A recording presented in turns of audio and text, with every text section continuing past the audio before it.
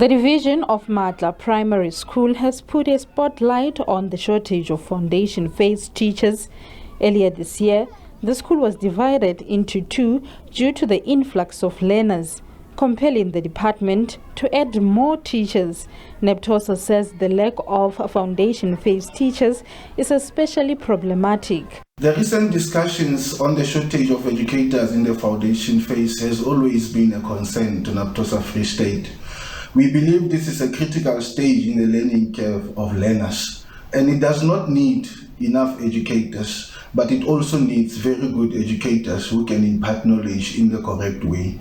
We are worried that schools have been using any available educator in this phase, which affects the learning of learners.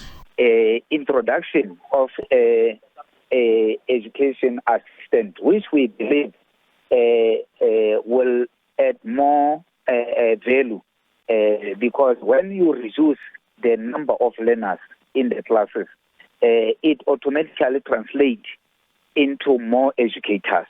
So the department will have to employ more educators, and we believe that assistant educators, if they can be full-time employed, will add value as support staff to educators.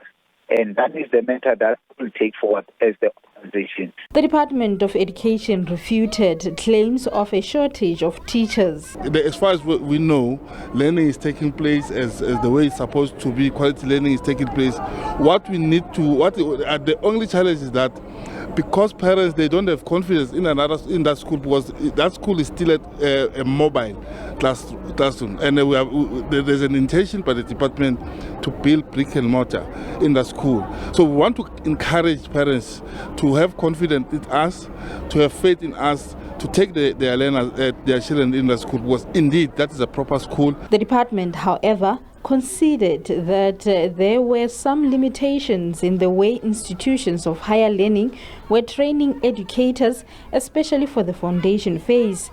It says language determines the placement of foundation phase teachers.